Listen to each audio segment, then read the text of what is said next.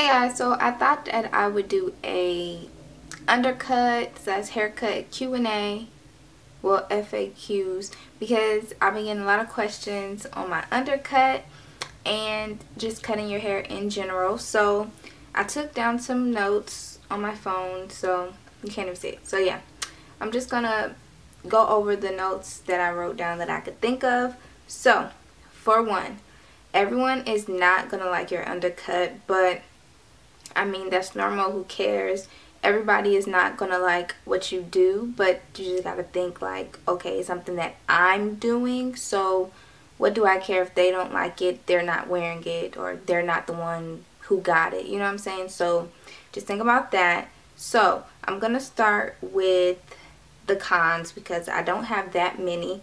So for one, it can get kind of expensive. It can get kind of pricey because if your hair grows fast, like I guess most people's hair does, you're gonna be going to get your undercut redone like every 1.5 to 2 weeks, at least for me. Mine grows pretty fast. Like after a week, it's like you can't even see the design. It's pretty much non-existent. So if you want to keep up with it, it's gonna be kind of expensive because you're gonna have to keep going and going to get it redone.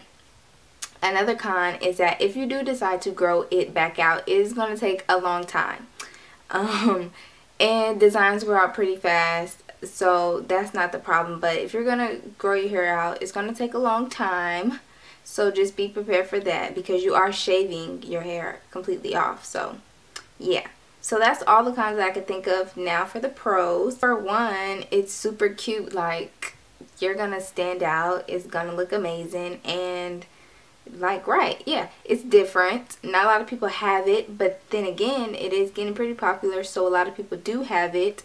But you know, that is what it is. So also, it's a great way to express yourself.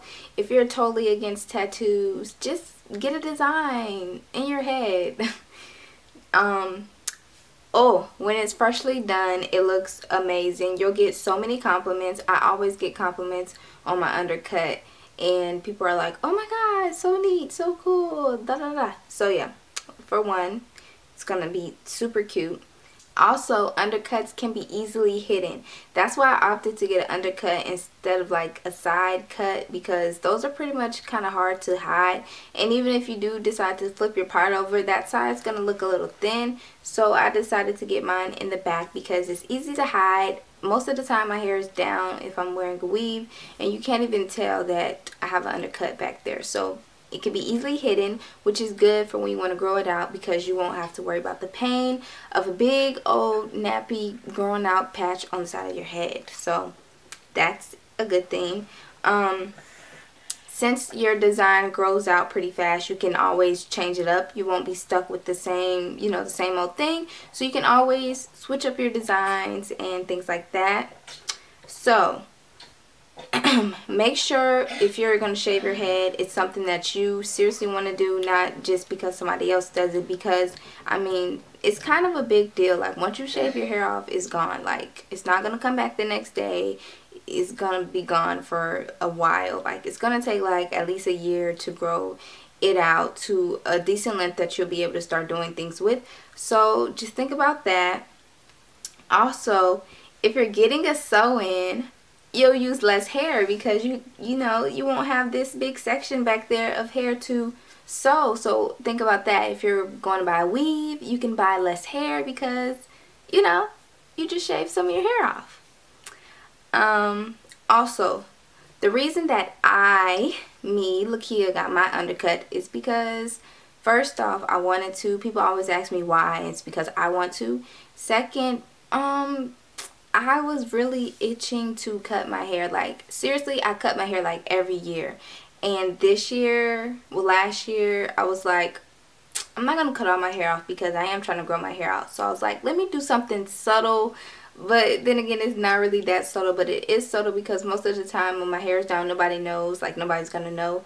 So I decided to do that. And a problem with me, well I really wouldn't even say it's a problem, is I know when I'm going to cut my hair. Like I'll take baby steps and I'll do like something drastic, and then it'll just keep going until like all my hair is gone. So Normally, like last year, well not like a year or two ago, when I did decide to cut all my hair off, I got a bob first. And I knew after I got that bob that I was going to cut all my hair off. So I think this undercut is like a baby step to me eventually just cutting all my hair off, because that's just typical me. That's something I would do. So another thing is, if you're really wanting to cut your hair, I would say take baby steps. Like get a cute bob or something that you've been dying to do. Like with me, I like to go in stages because I like to try out, you know, every haircut before I eventually cut all my hair off, so I can see, you know, how I like it, if it's something that I would want to do in the future. So I mean, who knows what I'll do after this. Like, I may let my undercut grow out, and I always say I'm just gonna stop cutting it and let it grow out, but it's really hard because after I decide that I want to let it grow out, then I want a ponytail, and it's like I can't wear a ponytail because, you know, hello, it's back there. So eventually I just get it cut again because I want to wear a ponytail or a bun or something like that. Yeah, that's the only hard part, because if you do want to wear your hair up, you have to cut it. Like, it's not cute if you walk around with an undercut that's growing out. It looks really bad. Like, it looks really bad.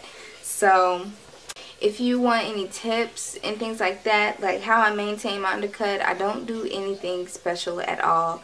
I don't perm that section because there's no point, because I'm just going to get the hair shaved off. The barber that I go to charges like $10 to $15. Like, sometimes I think he's bipolar because he'll charge me $15 and then sometimes he'll charge me $10. So, yeah, kind of expensive. My boyfriend thinks it's kind of much just to be getting like this much of hair cut off, but whatever. I like it, and I'm a tipper, so most of the time when I'm getting a haircut, like, I'll tip $5 to $10. If I really like it, I'll tip 10. The last time, I'll post a picture of what it looked like the last time. I tipped 20 because I really liked it. So it just totally depends on how much you want to spend, because yeah, it's a bit much. What else can I say? People always ask how I make my U-part wigs with the undercut. I make it exactly the same. Like, the back is never sewn down even when I had hair back there. So I just make it completely the same. It just sits in the back, like, it just sits perfectly. And because my wigs do fit secure enough, it's not a big difference. So you can make your wigs the exact same way. Or if you want to do like a partial 3/4 wig, you could do that. Just make it, you know, stop where your undercut starts, and you can sew that down to your hair up there and wear it like a partial weave. Like, you can do pretty much anything. Like, it's really awesome. So I'm going to turn around and show you guys what my undercut looks like right now. I just got it redone like 2 days ago. So in my last video when I did the clip-ins, it was like a week and a half old. And I should have got it done before I did the video, but I didn't really think of it. And then I saw the video and I'm like, ooh, that does not look good, girl. You need to go get it done. So that's what I did. So I'm going to show you what it looks like right now. Okay, so this is what my undercut looks like right now.